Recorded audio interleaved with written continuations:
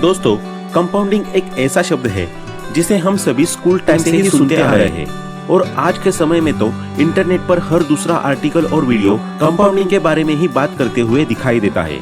लेकिन इसके बावजूद भी अधिकतर लोगों को इसका सही इस्तेमाल कैसे करें इस बारे में कुछ पता नहीं होता है। वे अक्सर जिंदगी भर पैसा कमाने के बाद भी करोड़पति नहीं बन पाते और न ही कभी फाइनेंशियली इंडिपेंडेंस की अपनी जर्नी पूरी कर पाते हैं, क्योंकि उनके द्वारा लिए गए ज्यादातर फाइनेंशियल डिसीजंस जाने अनजाने में कंपाउंडिंग की थियरी के अगेंस्ट हो जाते हैं। तो आज के इस वीडियो में हम इसी प्रॉब्लम को दूर करने के लिए कंपाउंडिंग के एक ऐसे फॉर्मूले के बारे में बताने वाले हैं जो आपको जल्द से जल्द करोड़पति बनाने में मददगार साबित होगा। ये एक ऐसा फॉर्मूला है जिसके लिए आपको बस 8 साल काम करना होगा और उसके बाद जिंदगी भर आराम ही आराम। कंपाउंडिंग के इस फॉर्मूले को बेहतर तरीके से समझने के लिए हम एक स्टोरी का सहारा लेंगे। तो चलिए शुरू करते हैं। ये कहानी है 3 दोस्तों की, ऋषभ, शरद और कार्तिक की। तीनों दोस्त एक ही कॉलेज में एक ही क्लास में साथ साथ पढ़ते हैं। तीनों का याराना इतना पक्का है कि उनकी दोस्ती की मिसालें पूरे कॉलेज में दी जाती है। कॉलेज के लास्ट ईयर तक तीनों दोस्त साथ ही रहे। फिर जब करियर की बात आई तो तीनों को अलग अलग डायरेक्शन में जाना पड़ा। ऋषभ ने अपनी फ्रीडम को प्रायोरिटी देते हुए फ्रीलांसिंग करना चुना। वहीं शरद ने अपने पैशन को फॉलो करते हुए एक एडवर्टाइजिंग एजेंसी में एज अ राइटर ज्वाइन कर लिया। अब बचा कार्तिक, तो उसने कॉलेज प्लेसमेंट के थ्रू ही अपने करियर को दिशा देना सही समझा, इसलिए उसने एक सॉफ्टवेयर कंपनी में प्लेसमेंट ले लिया। इस तरह तीनों दोस्तों ने अपनी जर्नी की शुरुआत करी। काम में बिजी हो जाने के कारण उनका 1 साल बिना मिले ही गुजर गया। इस 1 साल में ऋषभ और शरद फाइनेंस के गणित को समझने की कोशिश कर चुके थे और उन्होंने ये जान लिया था कि केवल मंथली सैलरी से काम नहीं चलने वाला। इसलिए उन्होंने अपनी मंथली सैलरी से कुछ सेविंग्स करना शुरू कर दी और उन्हें किसी अच्छी जगह इन्वेस्ट करना भी स्टार्ट कर दिया। वही दूसरी ओर कार्तिक एक बहुत ही हम्बल बैकग्राउंड से बिलोंग करता था और अभी तक उसका माइंडसेट भी वही टिपिकल मिडिल क्लास वाला बना हुआ था। इसी वजह से उसे लगता था कि इन्वेस्टमेंट वगैरह सब फालतू की चीजें हैं, खाओ पियो मौज करो और यही जीवन है, बाकी सब तो मोह माया है। अपनी इसी फिलोसॉफी को फॉलो करते हुए कार्तिक ने एक महंगे से पॉश इलाके में अपने लिए एक फ्लैट रेंट पर ले लिया और फिर वहां से ऑफिस तक जाने के लिए एक चमचमाती ब्रांडेड कार ईएमआई पर खरीद ली। हर महीने उसके पास 1 लाख रुपए सैलरी के आते थे, जिन्हें वो पार्टी करने में, नए नए एक्सपेंसिव मटेरियल खरीदने में यूं ही उड़ा देता था। इसके अलावा मंथ के एंड में जब उसका बैंक अकाउंट पूरी तरह खाली हो जाता था तो वो खर्चों को पूरे करने के लिए क्रेडिट कार्ड का इस्तेमाल भी बिना कुछ सोचे समझे करता था। अब 1 साल बीत गया।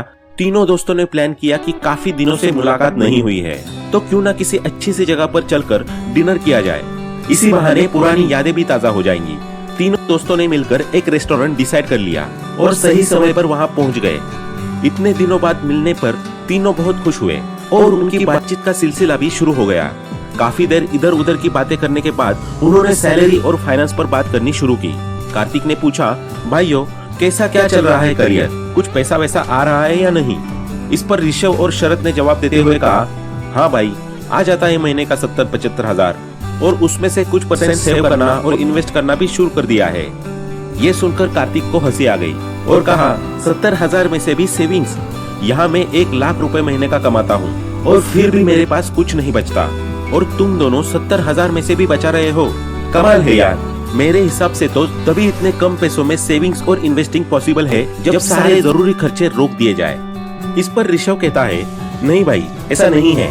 मैं अपने पैसे और लाइफ को मैनेज करने के लिए 80-20 रूल को फॉलो करता हूँ। महीने का जितना भी पैसा मेरे पास आता है उसका 80% मैं अपने हाउस, ग्रोसरी बिल्स जैसे जरूरी चीजों पर खर्च करता हूँ और बचा हुआ 20% पैसा मैं इन्वेस्ट कर लेता हूँ। जैसे हर महीने फ्रीलांसिंग से मैं लगभग 70 हजार रुपए कमा लेता हूँ, तो उनमें से 80% यानी कि 56 हजार रुपए रोजमर्रा की चीजों पर खर्च कर लेता हूँ और बाकी का 20% यानी कि 14 हजार रुपए इंडेक्स फंड में इन्वेस्ट कर देता हूँ। ऋषभ की बात को आगे बढ़ाते हुए शरद कहता है कि भाई मेरा भी कुछ ऐसा ही है। फालतू के खर्चों को मैंने बिल्कुल 0 कर दिया है। फ्लैट की जगह मैं एक छोटा सा रूम लेकर रहता हूँ। कार मैंने खरीदी नहीं, ज्यादातर मेट्रो से आना जाना प्रेफर करता हूँ। जब जरूरत महसूस होती है तो कैब बुक कर लेता हूँ और ईएमआई के चक्करों से मैंने खुद को दूर ही रखा है। यही वजह है कि मैं कंपाउंडिंग के 8-4-3 रूल को फॉलो करते हुए हर महीने 30 हजार रुपए इन्वेस्ट कर देता हूँ। ऋषभ और शरद की बातें सुनकर कार्तिक चौंक गया। वो बोला, क्या तुम लोग अभी से बूढ़े लोगों जैसी बातें करने लगे हो? अभी तो हम जवान हैं। ये टाइम होता है एंजॉय करने का, ऐश करने का। कहाँ तुम अभी से इन्वेस्टमेंट और सेविंग्स के चक्करों में फंस रहे हो? और भाई शरद, तू क्या ये फालतू कंपाउंडिंग जैसे झमेलों में इतना पैसा डाल रहा है? ये सब स्कूल बुक्स और कहानियों में ही अच्छा लगता है। असलियत में इनसे कोई अमीर नहीं होता। ये सब कैलकुलेशन में ही मैजिक दिखाती है। असलियत में तो ये लोगों का पैसा डूबता ही है बस। कार्तिक को बीच में ही टोकते हुए ऋषभ बोला, भाई ऐसा बिल्कुल भी नहीं है। शरद जो कर रहा है बिल्कुल ठीक कर रहा है। कंपाउंडिंग की पावर अभी तूने देखी नहीं है, इसलिए तू ऐसी बात कर रहा है। दुनिया के बड़े से बड़े इन्वेस्टर्स आज इसलिए अमीर है क्योंकि उन्होंने कंपाउंडिंग की प्रोसेस पर विश्वास रखा और अपने पैसे को अच्छी जगह पर इन्वेस्ट किया। कुछ सालों बाद तू खुद देखना कि शरद फाइनेंशियली फ्री होकर रिटायरमेंट के मजे ले रहा होगा और उसका पैसा उसके लिए काम कर रहा होगा। कार्तिक ऋषभ की बात पर फिर से हंसने लगा और बोला, रिटायरमेंट, वो भी अभी से? तुम दोनों का फ्यूज उड़ गया है लगता है। ये सब फिल्मी बातें हैं भाई। रिटायरमेंट होता है 60 की उम्र पर, न कि जवानी में। खैर, जो तुम्हें ठीक लग रहा है करते रहो। इस तरह तीनों दोस्तों की मुलाकात समाप्त हुई और तीनों फिर से अपने अपने काम में लग गए। तीनों अपनी लाइफ में इतने बिजी हो गए कि देखते ही देखते 7 साल निकल गए। यहाँ तक आते आते तीनों की एज 30 साल हो चुकी है। 7 साल बाद जब तीनों दोस्तों को एक दूसरे की याद आई तो उन्होंने फिर से मिलने का प्लान बनाया। तीनों फिर से रेस्टोरेंट में डिनर के लिए इकट्ठे हुए। एक बार फिर डाइनिंग टेबल पर इन्वेस्टमेंट की बात शुरू हो गई। कार्तिक ने टॉन मारते हुए पूछा, क्या हाल है तुम दोनों के कंपाउंडिंग का? तो इस पर ऋषभ ने जवाब देते हुए कहा, बढ़िया है भाई। मैंने इन 8 सालों में महीने के 14,000 के हिसाब से टोटल 13,44,000 रुपए इन्वेस्ट किए, जिस पर 12% एनुअल रिटर्न के हिसाब से मेरा रिटर्न हो गया 9,17,000 रुपए। यानी कि इन्वेस्टमेंट और रिटर्न को जोड़कर मेरा अब तक का टोटल अमाउंट 22,61,000 रुपए हो चुका है। वही अगर शरद की बात करें तो 30,000 रुपए पर मंथ के हिसाब से उसने अभी तक 28,80,000 रुपए इन्वेस्ट कर दिए हैं और 12% रिटर्न के हिसाब से उसका रिटर्न हुआ 19,65,000 रुपए। अगर इन्वेस्टमेंट और रिटर्न को जोड़ दिया जाए तो अभी तक का उसका टोटल अमाउंट 48,45,000 रुपए हो चुका है। ऋषभ की ये बात सुनकर कार्तिक का चेहरा फीका पड़ गया। वो हैरान था कि इन दोनों से ज्यादा पैसा कमाने के बावजूद भी मेरे पास आज कुछ नहीं है। और एक तरफ ये दोनों है जिसमें से एक के पास लगभग 23 लाख रुपए है तो दूसरे के पास 48 लाख रुपए। कार्तिक को लगने लगा कि वो गलत था और उसके सारे डिसीजंस भी ठीक नहीं थे। इसलिए उसने शर्मिंदा होते हुए शरद से पूछा, भाई वो बताना 843 रूल ऑफ कंपाउंडिंग क्या था? शरद ने मुस्कुराते हुए कहा, भाई कुछ साल और रुक जा, फिर तुझे खुद समझ आ जाएगा। अगले 4 साल बाद तीनों दोस्तों की एक बार फिर मुलाकात हुई। अब जब बात फाइनेंस और रिटर्न पर पहुंची तो तब तक कंपाउंडिंग के मैजिक से ऋषभ के पास टोटल अमाउंट 45 लाख हो चुका था। वही दूसरी ओर शरद की बात की जाए तो उसके पास टोटल अमाउंट 96 लाख रुपए हो चुके थे, यानी कि पहले से लगभग 2 गुना। इस अमाउंट को सुनकर तो कार्तिक के होश उड़ गए। उसे अपनी गलतियों पर और पूरी जिंदगी फिजूल खर्चे करने पर पछतावा हो रहा था। उसे कंपाउंडिंग की पावर का एहसास हो चुका था। इसके बाद उनकी एक और मुलाकात हुई अगले 3 सालों बाद। तब तक ऋषभ का टोटल अमाउंट बढ़कर 70 लाख हो चुका था और दूसरी ओर शरद 1 करोड़ का आंकड़ा पार करते हुए 1,51 लाख रुपए तक पहुंच चुका था, यानी कि स्टार्टिंग के 8 साल के टोटल अमाउंट का 3 गुना। कार्तिक को अब शरद की कही वो बात याद आ रही थी कि भाई कुछ साल और रुक जा, तुझे अपने आप समझ में आ जाएगा कि कंपाउंडिंग का 843 रूल क्या है।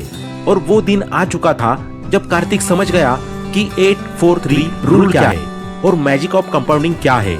वो समझ गया कि पहले 50 लाख कमाने में शरद को 8 साल लगे, वही दूसरे 50 लाख उसने पावर ऑफ कंपाउंडिंग से अगले 4 साल में ही कमा लिए और तीसरे 50 लाख कमाने में तो उसे मात्र 3 साल ही लगे। यही है कंपाउंडिंग का असली पावर। जितना ज्यादा टाइम उतना ही ज्यादा रिटर्न। इसी पावर के दम पर आज शरद के पास पूरे 1.5 करोड़ रुपए थे, वो भी मात्र 15 सालों के पीरियड में। अब वो चाहे तो 37 की उम्र में रिटायरमेंट लेकर खुशी खुशी अपनी पूरी लाइफ एंजॉय कर सकता है। उसे कोई भी काम करने की जरूरत नहीं है। अब तो उसका पैसा ही उसके लिए और पैसा कमा कर ला सकता है।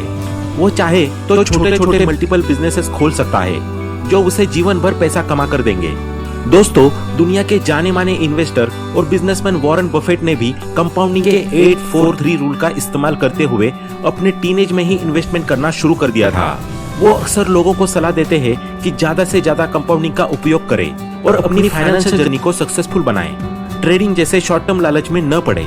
अगर रियलिटी में पॉजिटिव रिजल्ट्स और मैक्सिमम रिटर्न चाहते हैं तो बेहतर होगा कि लॉन्ग टर्म इन्वेस्टमेंट को चुनें और इंडेक्स फंड जैसी सेफ जगह पर निवेश करें। तो दोस्तों, आज के इस वीडियो में इतना ही।